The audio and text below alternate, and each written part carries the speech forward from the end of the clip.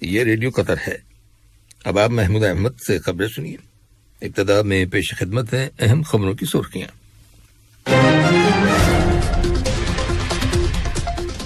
تعلیم سب سے بالا فاؤنڈیشن کی چیئرپرسن شیخہ موزہ بنت ناصر نے تعلیم پر ظلم کرنے والوں کے خلاف کارروائی کرنے کا مطالبہ کیا ہے۔ قطر اور پاکستان افغانستان کے اندر جلد از جلد استحکام اور خوشحالی کے لیے مشترکہ ویژن رکھتے ہیں اور دونوں ملکوں نے عالمی برادری سے افغانستان کو سپورٹ کرنے کی اپیل کی ہے۔ وزارت صحت نے کہا ہے کہ ملک کے اندر کرونا وائرس کے مزید 187 مریض صحت یاب ہو گئے ہیں، جس کے بعد شفا پانے والے افراد کی مجموعی تعداد اب 2,31,725 ہو گئی ہے۔ اور امریکہ اور چین کے صدور کے درمیان ٹیلی فون پر بات چیت ہوئی ہے، جس میں مختلف معاملات کے سلسلے میں براہ راست رابطہ رکھے جانے پر اتفاق ہو گیا ہے۔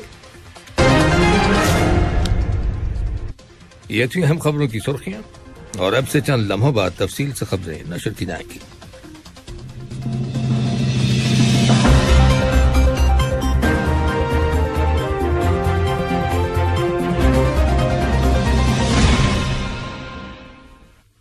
لیجیے اب آپ تفصیل سے خبریں سنیے۔ تعلیم سب سے بالا فاؤنڈیشن کی چیئرپرسن اور پائیدار ترقی کے مقاصد کا دفاع کرنے والے اقوام متحدہ کے گروپ کی ممبر شیخہ موزہ بنت ناصر نے ایجوکیشن ابو آل یعنی تعلیم سب سے بالا فاؤنڈیشن اور اقوام متحدہ کے ذیلی ادارے یونیسکو کے ایک مشترکہ منصوبے کا اعلان کیا ہے۔ اس منصوبے کا مقصد تعلیم کے خلاف کیے جانے والے حملوں کی معلومات اکٹھا کرنا اور دلائل اور ثبوتوں کو جمع کرنا ہے، جن کے ذریعے تعلیم کے خلاف جارحانہ کارروائیوں کو ثابت کیا جا سکے۔ شیخہ موزہ بنت ناصر نے عالمی رہنماؤں کے ساتھ بین الاقوامی سطح پر منعقد کیے گئے ایک ورچوئل ہائی لیول اجلاس میں بھی شرکت کی، جس کا عنوان تھا تعلیم کو حملوں سے بچاؤ کا عالمی دن اور حملوں کے ذمہ داروں کا محاسبہ۔ یہ اجلاس کل تعلیم کو حملوں سے محفوظ رکھنے کے عالمی دن کے موقع پر منعقد ہوا، جس میں ان لوگوں کے خلاف جو تعلیم پر حملے کرتے ہیں کارروائی کرنے اور جن لوگوں کے ساتھ اس ضمن میں زیادتی ہوتی ہے انہیں مالی معاوضہ ادا کرنے کے موضوعات زیر بحث آئے۔ نائب وزیر اعظم اور وزیر خارجہ شیخ محمد بن عبد الرحمن آل ثانی نے انقرہ میں ترکی کے وزیر خارجہ مولود چاوش اوغلو کے ساتھ ملاقات کی ہے، جس میں افغانستان کی تازہ ترین صورتحال اور سیکیورٹی اور امن و امان کی موجودہ سچویشن کا جائزہ لیا گیا۔ علاوہ ازیں دونوں وزرائے خارجہ نے کابل کے انٹرنیشنل ایئرپورٹ کی موجودہ حالت اور اس کی سیکیورٹی اور حفاظت اور وہاں پر طیاروں کی آمد و رفت کے سلسلے میں تعاون کو فروغ دینے کے وسائل کے بارے میں بھی غور کیا۔ نائب وزیر اعظم اور وزیر خارجہ نے زور دے کر کہا کہ کابل کے ایئرپورٹ سے ترکی کے ساتھ مؤثر تعاون کی وجہ سے عام شہریوں کے محفوظ انخلاء کو دوبارہ شروع کرنے میں بڑی مدد ملی ہے۔ انہوں نے مزید کہا کہ اب بیرونی دنیا کا افغانستان کے ساتھ رابطہ پھر سے شروع ہو گیا ہے۔ یاد رہے کہ ترکی جانے سے پہلے نائب وزیر اعظم اور وزیر خارجہ نے پاکستان کے دورے کے دوران اسلام آباد میں پاکستان کے وزیر خارجہ مخدوم شاہ محمود قریشی اور مسلح افواج کے سربراہ جنرل قمر جاوید باجوہ کے ساتھ الگ الگ ملاقات کی۔ ان ملاقاتوں میں افغانستان کی موجودہ صورتحال کے بارے میں غور و خوض کیا گیا تھا۔ پاکستان اور ترکی کے وزرائے خارجہ نے افغانستان کے اندر بحالی امن کے سلسلے میں قطر کی جانب سے کی جانے والی کوششوں اور مدد کے لیے قطر کا شکریہ ادا کیا ہے۔ اسلام آباد میں پاکستان کے وزیر خارجہ کے ہمراہ ایک پریس کانفرنس سے خطاب کرتے ہوئے نائب وزیر اعظم اور وزیر خارجہ نے قطر اور پاکستان کے درمیان دو طرفہ تعلقات کی مضبوطی کو اجاگر کرتے ہوئے کہا کہ قطر اور پاکستان افغانستان کے اندر جلد از جلد استحکام اور خوشحالی کے لیے مشترکہ ویژن رکھتے ہیں۔ انہوں نے مزید کہا کہ پاکستان قطر کا ایک اسٹریٹجک پارٹنر ہے اور اس پارٹنرشپ میں سیاست سے زیادہ دفاع، معیشت اور تجارت کے شعبوں کو اہمیت حاصل ہے۔ انہوں نے دونوں ملکوں کی قیادت کی خواہش کے مطابق تمام شعبوں میں دو طرفہ تعاون کو مزید مضبوط بنانے کی خواہش کا اظہار کیا۔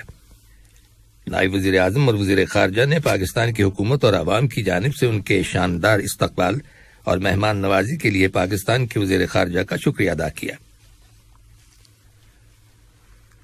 قطر نے وزیر اعظم نجیب میقاتی کی قیادت میں لبنان کی نئی حکومت تشکیل دیے جانے کا خیر مقدم کیا ہے اور اس خواہش کا اظہار کیا ہے کہ نئی حکومت کو اپنی ذمہ داریوں کو نبھانے میں کامیابی حاصل ہوگی۔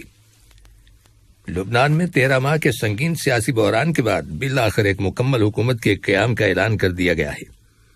نئے وزیر اعظم نجیب میقاتی نے کہا ہے کہ نئی حکومت میں 24 وزراء کی کابینہ غیر متعصب ماہرین پر مشتمل ہے جو ملک کی معیشت میں اصلاحات اور بحالی کی راہ ہموار کرنے کے لیے پرعزم ہیں۔ تجزیہ کاروں کا کہنا ہے کہ وزیر اعظم نجیب میقاتی اور ان کی حکومت کو لبنان کی معاشی بحران سے نکالنے کے لیے بہت کچھ کرنا ہوگا۔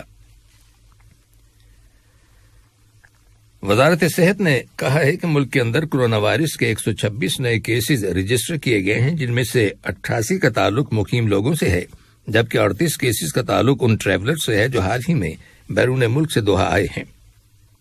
وزارت صحت نے کرونا وائرس کے مزید 187 مریضوں کے صحت یاب ہو جانے کی تصدیق کی ہے، جس کے بعد اس بیماری سے شفا پانے والے افراد کی مجموعی تعداد اب 2,31,725 ہو گئی ہے۔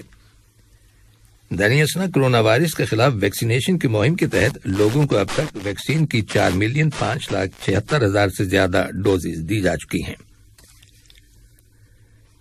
ادھر وزارت داخلہ میں متعلقہ اتھارٹیز نے مزید 399 افراد کو حراست میں لینے کے بعد انہیں پبلک پراسیکیوشن کے حوالے کر دیا ہے۔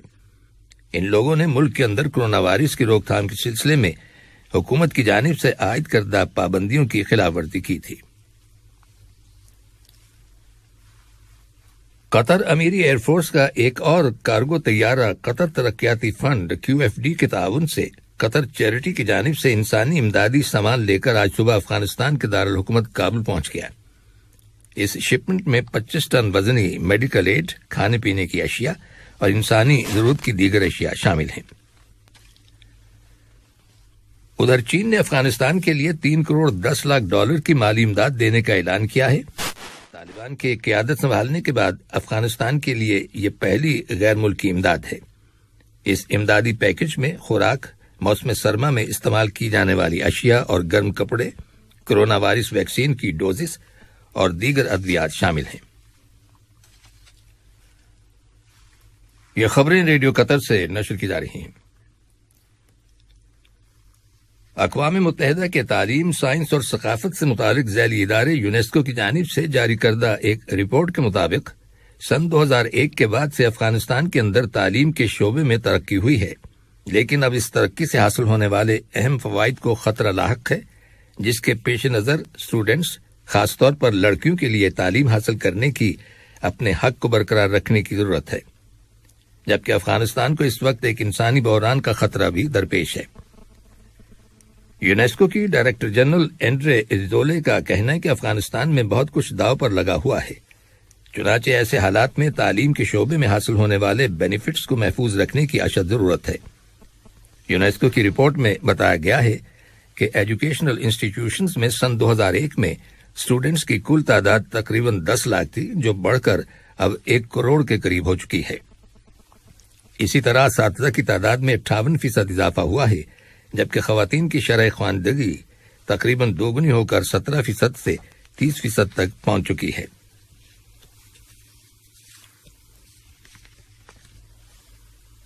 مقبوضہ عرب علاقے میں قابض اسرائیلی فورسز نے کل بعد دوپہر مسجد اقصی کے صحن پر دھاوا بول دیا۔ بیت المقدس کے شہریوں نے وہاں فلسطینی قیدیوں کی تائید اور حمایت میں ایک جلوس نکالا تھا، کیونکہ قیدیوں کے ساتھ شدید ظلم و ستم روا رکھا جا رہا ہے۔ فلسطینی وزارت خارجہ نے اسرائیلی وزیر اعظم نفتالی بینٹ کی یہودی آبادکاروں کی ان بستیوں کے کونسلروں کے ساتھ ملاقات کی مذمت کی ہے جنہوں نے مغربی کنارے کے علاقے میں فلسطینیوں کی زمینوں پر ناجائز یہودی بستیاں آباد کی ہیں۔ امریکہ کے صدر جو بائیڈن نے چین کے صدر شی جن پنگ سے ٹیلی فون پر گفتگو کی ہے، جو 90 منٹ تک جاری رہی۔ دونوں ملکوں کے لیڈروں کے درمیان ہونے والا یہ 7 ماہ کے بعد پہلا رابطہ ہے۔ وائٹ ہاؤس کی جانب سے جاری کیے گئے ایک بیان کے مطابق دونوں رہنماؤں کی ٹیلی فون پر بات چیت کے دوران اس بات پر اتفاق ہو گیا ہے کہ مختلف معاملات کے سلسلے میں براہ راست رابطہ رکھا جائے گا۔ دونوں صدور نے چین اور امریکہ کے تعلقات سمیت مختلف امور پر تفصیلی گفتگو کی۔ صدر شی کا کہنا تھا کہ امریکہ اور چین اپنے تعلقات کو دوبارہ جس قدر جلد صحیح سمت میں لائیں گے، اس سے نہ صرف دونوں ملکوں کے عوام بلکہ دنیا کو بھی فائدہ حاصل ہوگا۔ اور یوکرین کے صدر ولادیمیر زیلنسکی نے کہا ہے کہ روس کے ساتھ ایک مکمل جنگ چھڑ سکتی ہے۔ ان کا یہ بیان ایسے وقت میں سامنے آیا ہے جب روس نے نارڈ سٹریم 2 پائپ لائن پروجیکٹ مکمل کیے جانے کا اعلان کیا ہے۔ سمندر کی تہہ میں بچھائی گئی اس پائپ لائن کے ذریعے روسی گیس کو جرمنی تک پہنچایا جائے گا۔ آخر میں اہم خبروں کی سرخیاں ایک بار پھر سن لیجیے۔